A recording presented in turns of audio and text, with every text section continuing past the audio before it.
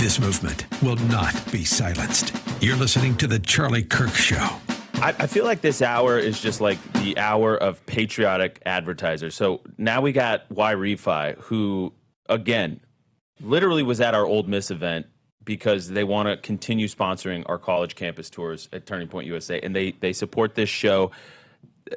We have the best partners, the best partners that are really good people, solid people, stable people, not crazy people. These people love America, and they love this show. They love you in the audience. And so please check out YREFI.com. That's YREFY.com. You can also call 888-YREFI34 if you have private student loan debt that is labeled distressed or defaulted. If you're freaking out about it, give them a call. Log on to YREFI.com. Here's the 30,000-foot view. If you can't make your monthly payments, if you're falling behind, call them. Doesn't matter if your credit's terrible. Doesn't matter any of that stuff. They will come up with a loan payment that you can actually achieve on a monthly basis, so you don't have to fall behind. That stack of statements on your kitchen table isn't going to keep getting higher. They will take care of you. You need to trust these people. YREFI.com, YREFI.com, or 888-YREFI34. Private student loan debt? Go to them. We're going to welcome back radio in just 1 second.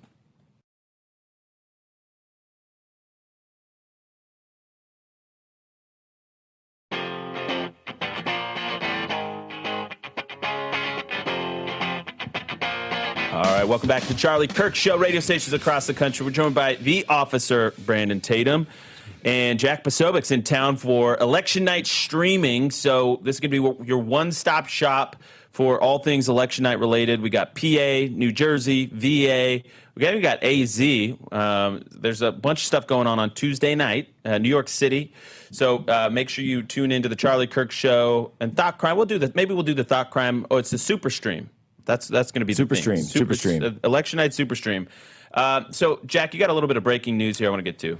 Yeah, so there's a letter coming out of Germany, of Hamburg, Germany, where a AfD, so a right-wing politician's car was just firebombed, and there's a letter that's been now posted claiming responsibility for the attack, saying it was carried out by members of the Antifa network in Hamburg, Germany. Folks remember at the White House recently, I was telling the President of the United States to his face that Antifa was formed in Germany. This has been their base of operations, a foreign terrorist organization. And there's a full long letter explaining how they conducted this attack. It was engulfed by flames. I don't believe anyone was hurt, but it was a firebombing. But listen to this line, because they made a specific direct reference to Charlie in this line released by Antifa. All you MAGA freaks will follow Kirk into hell. And that's now being put out directly by Antifa, directly by their German arm, after conducting a targeted assassination attempt, a firebombing on a car. And no injuries, didn't work. I think they got the car, but no one was in it when it went off. So I'm not sure what happened there. So this is the thing. May have gone off early. This is what bothers me. There was that Aaron Burnett clip that went around, and I do want to keep getting into some of the actual specifics of the case with you and get your officer brain on them, Tatum here. But this is what bothers me. There was an Aaron Burnett clip that went around saying like, oh, well, we all know that political violence comes from the right because there was this SPLC study that didn't include all the Tesla firebombings or anything like that. And it was run by an Antifa guy that had connections to Antifa. The point is, she also referenced the fact that they don't have a hierarchy like the Proud Boys or whatever, right? So what they have to understand is that this is an ideology that is intentionally, it's a network that's an intentionally decentralized a movement without a hierarchy that you would see at a corporate boardroom or something, right? Because the ideology is so pervasive and so powerful when you fully buy into it. You don't need to be manually pushing the buttons internationally to make people do this crazy stuff. What they do is they spread information. They have literature in Seattle and Portland. They even have bookstores in Chicago, New York, same, where they have bookstores where they spread this anti-fascist literature and their pamphlets and their books. Wow. There's Dr. Antifa out of Rutgers as part of this network. We're gonna get this video up. I mean, this car and a few cars next to it are just burned to a crisp. The whole engine block is gone. If people had been in these cars, they'd all be dead. Right. This is real. It's very interesting that somehow we missed this in America in the conversation that's being had on social media. I don't know why we're kind of passively allowing Antifa and these knuckleheads to kind of get away with what they have been doing and the threats that they've made. These people are nutty. And this is one of the reasons why I'm quite convinced that the gentleman I wouldn't call him a gentleman. I really can't stand him.